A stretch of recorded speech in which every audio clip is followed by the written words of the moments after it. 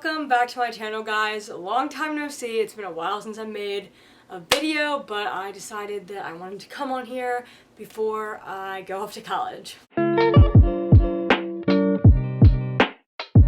Today's video is going to be an updated using a menstrual cup as a teen. The point of this video is to educate and inform teenagers about the menstrual cup because I know they don't talk about it that much like in school and stuff, and I know there are a lot of resources on YouTube from like older adults.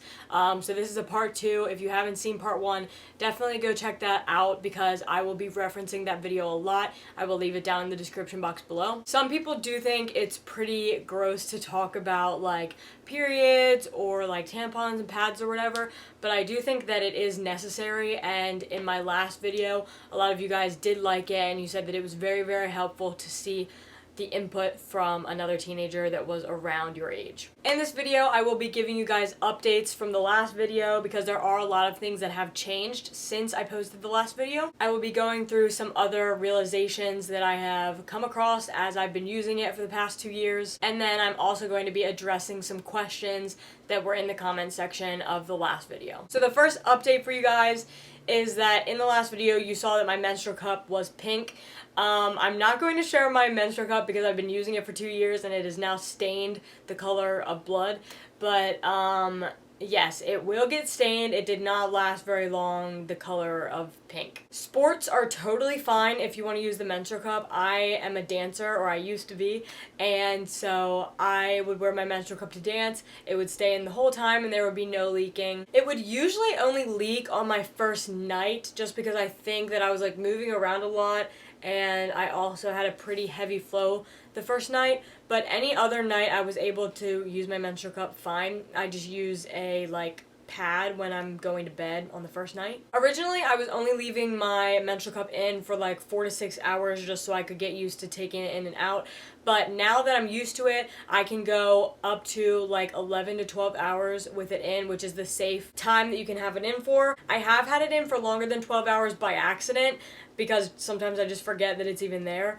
But I definitely recommend to take it out before 12 hours. Around 11 hours is ideal, just in case you do forget and then it's like an hour has passed and then it's 12 hours. I just think that after 12 hours, a lot of buildup and like bacteria can like be in the menstrual cup, and you definitely don't want any infections or yeast infections. Usually when I'm using my menstrual cup, there will be like a little bit of blood in my underwear, so sometimes I'll wear like a panty liner, or like if it's not that much then I really don't worry about it. But usually the first few days there will be a little bit of leaking, but I don't really mind that much because it's way better than like what I used to leak through my tampon. In the last video I talked about how when I started using the menstrual cup, my period got very like irregular, and I want to just give an update on that, my period is back to normal now, but I did talk to my doctor about that, and she said that the reason that it was irregular is because the month before I had surgery, and sometimes when you have surgery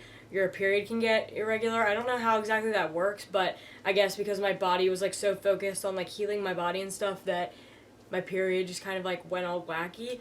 But yeah, luckily the menstrual cup has nothing to do with changing the flow of your cycle. In the last video, I also talked about the insertion process, and I said it took me about 1 to 2 minutes to get it in, but now that I've been using it for a while, I get it in within like 30 seconds. I would say the whole process of taking it out, washing it off, and then reinserting it takes me usually about like 3 to 5 minutes depending on what I'm doing, just because you want to make sure that you're washing it thoroughly with soap and water. Now moving on to other things that I realized during this process. There was one instance where I was laying down and I was like moving around a lot, and I felt that it was clearly like leaking, like I felt it coming out. And so I was like, okay, let me go to the bathroom and like fix it or whatever. So I tried to like move it around and like get it to like suction back to my cervix, but it just, and I thought it was fine, but then when I went to like lay back down, it clearly was still like coming out. And there's a difference between it leaking and like a little bit coming out compared to like a lot is like coming out as if you're not wearing anything at all. So basically I went to the bathroom and I had to end up taking it out and like washing it and everything before putting it back in, just because I was like, this isn't working for me. So yeah, I definitely recommend, if that's the case, then you definitely are going to have to take it out and like wash it, because the little holes that are in the menstrual cup might be like clogged, or like it might be dirty. If it is leaking a lot, then I definitely recommend just taking it out and washing it and then putting it back in. Another thing is to put your menstrual cup in right after your shower, especially if you are a new beginner and like you can't seem to get it in all the way, or you can't seem to like fit it up there or anything. Definitely try after your shower. I think that like after your shower your muscles are really like relaxed and like warm and everything. It literally goes straight up every single time after my shower, and it is like the easiest thing ever. I also realized that I need to pee more when I have my menstrual cup in. I guess it's like maybe pushing against my bladder or something, but whenever I drink water, like I feel pressure in like my bladder area, and then I have to go pee like way more. So it's really interesting, but I don't think it's caused like any issues, so that's good. And now I'm going to get into questions that were left on the last video that I posted. There was one girl that asked, she kept putting it in, but the stem was like poking her and she just wants to cut it off. I said in the last video that I really don't recommend cutting the stem because it helps when you're like taking it out. But when I first started using it, the stem definitely was poking me like in my underwear. Like I could feel it poking like in my underwear. But I would just recommend to kind of just like wait out that period of time, because eventually the more that I used it and the longer you leave it in, it's going to like wiggle up your cervix, and then the stem like won't be there anymore. Sometimes when I leave it in for like really, really long periods of time, I have to like really like stick my fingers up there in order to grab the stem and then pull it out. And I just feel like if you didn't have the stem that's like gripped or whatever, it would be way, way harder to take it out. Another girl asked, they were between the ages of 13 and 16 years old, and she was asking if it was okay to go straight from like a pad to a menstrual cup. I was 17 when I first started, like right after I turned 17, I started using it. Actually, I might have been 16. I think it was like right before I turned 17 that I started using it, and I was perfectly fine. The more I used it, the more comfortable I became with it. I would recommend that if you are comfortable with your body and like your bodily fluids and everything, just because like using a menstrual cup, you're going to see like a lot more of your blood that you haven't seen before, just because in a tampon, like you're not really seeing your blood because it's like soaked into the tampon. But with the menstrual cup, it's literally like in a cup. So I think it's personal for everyone. If you're comfortable with yourself and you think that you are the type of person that is going to be able to use that, then definitely go for it.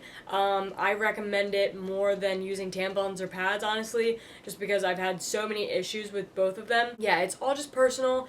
If you think you're comfortable using it, then definitely go for it. That is all that I have for you guys. I hope you really enjoyed this video. If you have not, please go watch part 1. I talk about how to find a menstrual cup, what size is good for you, all of the insertion instructions and everything.